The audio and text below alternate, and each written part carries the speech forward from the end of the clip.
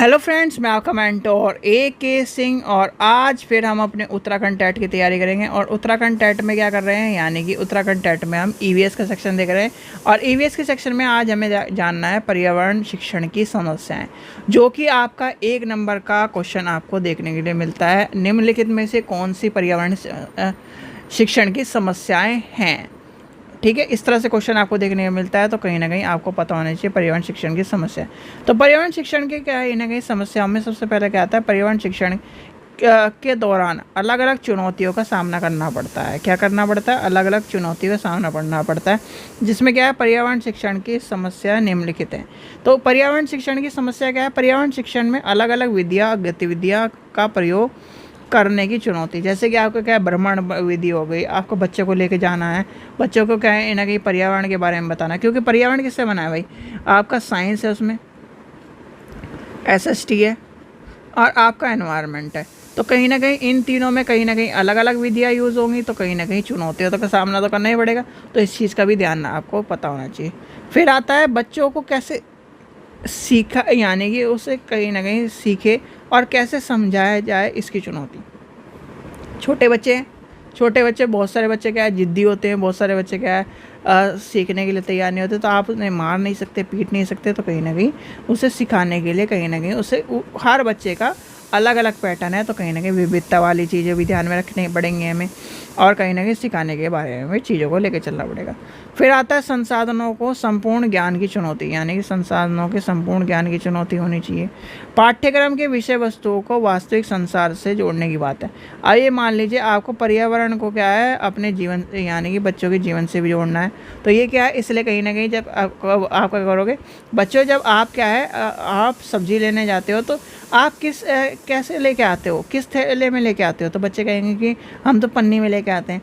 तो कहीं ना कहीं उनके जीवन से भी जोड़ना है। तो क्या ये कहोगे बच्चों? नहीं, आप क्या करो, अपने घर से कपड़े का थैला लेके चलो। क्योंकि पॉलीथीन बैग्स जो हैं कहीं ना कहीं वो क्या है, आपके करोड़ों साल तक वो डिकम्पोज नहीं होते, या फिर एक तरह से गलते नहीं हैं, नष्ट नहीं होते। तो इस तरह की चीज़ जब आपको बताओगे, उनके वास्तविक संसार से जोड़ दोगे, तो कहीं ना कहीं वो चीज़ों को लेके चलेंगे। फिर आता है बच्चों के, यानी कि बच्चों को नए अनुभव और समाज के पूर्ण ज्ञान से जोड़ने की बात, यानी कि उनके पूर्ण ज्ञान से और नए अनुभवों को साझा करने की बात करें। फिर आता है पाठ्यक्रम को सरल एवं सहज बनाने की चुनौती। क्या है, पाठ्यक्रम को क्या करना है, सहज एवं सरल बनाना है, कि बच्चा क्या है, समझ जाए, बच्चे को क्या है, आसानी से समझ में आ जाए। फिर आता है पाठ्यक्रम के को दैनिक जीवन से जोड़ना है। दैनिक जीवन से जोड़ना है कि रोज़मर्रा की चीज़ें, जैसे अभी बताया ना मैंने कि थैले वाली बात, तो कहीं ना कहीं दैनिक जीवन से जुड़ गया। पाठ्यक्रम बाहरी जीवन, यानी बाहरी जीवन को जोड़ने की चुनौती होती है। पाठ्यक्रम को क्या है, बाहरी जीवन से जोड़ने की चुनौती होती है। फिर आता है पाठ्यक्रम के अनुभव दृश्य सामग्री को उपलब्ध कराना, ना की चुनौती, यानी कि उसे ना कराने की चुनौती। ये सब चीज़ें आपकी कहीं ना कहीं पर्यावरण शिक्षण में कहीं ना कहीं आपकी मोस्ट इम्पॉर्टेंट चीज़ है, और चुनौतियों के ऊपर आपको ध्यान में रखना पड़ेगा। जब आप एज ए टीचर बन जाओगे, तो आपको तब ये सब चीज़ें महसूस होंगी, कहीं ना कहीं पर्यावरण शिक्षण में चुनौतियों का सामना करना पड़ रहा है और बच्चों को पढ़ाने में दिक्कत का सामना हो रहा है। ठीक है, तो इसलिए कहीं ना कहीं आपको कहा जाता है कि आप जो 3 महीने की जो ट्रेनिंग है, उसमें बहुत सारी चीज़ें सीखते हैं। और बच्चे क्या करते हैं, बहुत सारे बच्चे उसी को छोड़ देते हैं, या फिर क्या करते हैं, अपने कहते हैं कि हम नहीं जाएंगे। बहुत सारे स्कूलों में आजकल इस तरह का भी देखने का मिल रहा है कि कहीं ना कहीं वो सर्टिफिकेट ना जाते हुए बनवा लेते। तो ये सब चीज़ें आप देखिए, अगर आप जाओगे, टीचिंग हो गया, देखो B.Ed D.Ed मतलब टीचिंग के कोर्स हो गया, लॉ हो गया, और आपका इंजीनियरिंग हो गया। ठीक है, इन सब में अगर आपने थ्योरी की जगह प्रैक्टिकल में ज़्यादा ध्यान दे लिया, तो कहीं ना कहीं आपका जीवन सुधर जाएगा। मतलब आपने एजुकेशन में आप ट्रेनिंग प्रोग्राम में जाओ। ठीक है, ट्रेनिंग प्रोग्राम में जाना ज़रूरी है। ट्रेनिंग प्रोग्राम में आपने ट्रेनिंग सीख ली, आपने खड़ा होना सीख लिया, खड़े होकर ब्लैक बोर्ड की स्किल सीख लिया, आपने सब चीज़ सीख ली, तो कहीं ना कहीं आपने सारी चीज़ सीख ली। बच्चों को, यानी कि आप स्कूल में गए, 40-50 बच्चे जो आपके सामने, उन्हें प्रेजेंट करना सीख लिया आपने।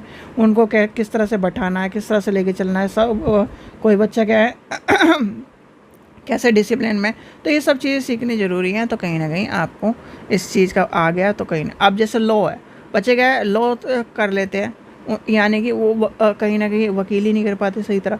क्यों नहीं कर पाते? क्योंकि उन्होंने कहीं ना कहीं जब वहाँ पर जाकर, यानी कि जब उनका इस क्लासेस थी, मूट कोर्ट थे, इस तरह की चीज़ थी, उन्होंने सीखा ही नहीं।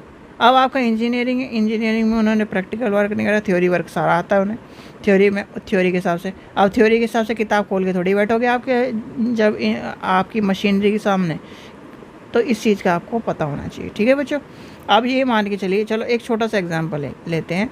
आपका जो क्या है, गाड़ी ठीक करने वाला है, ठीक है, यानी गाड़ी ठीक करने वाले को गाड़ी ठीक करने के सारे अनुभव हैं, और एक जो है बीटेक जो है ऑटोमोबाइल इंजीनियर है, उसे कहीं ना कहीं थ्योरेटिकल ज्ञान है, तो वो क्या गाड़ी ठीक कर देगा? नहीं कर पाएगा। इस चीज़ का ध्यान रखना, ठीक है। तो इसलिए कहीं ना कहीं प्रैक्टिकल नॉलेज कहा जाता है कि ज़्यादा होनी चाहिए बच्चों को। चलिए, आशा करता हूँ आपको वीडियो पसंद आएगी। वीडियो पसंद आए तो लाइक करें, चैनल को सब्सक्राइब करें, वीडियो को ज़्यादा शेयर करें। Thank you.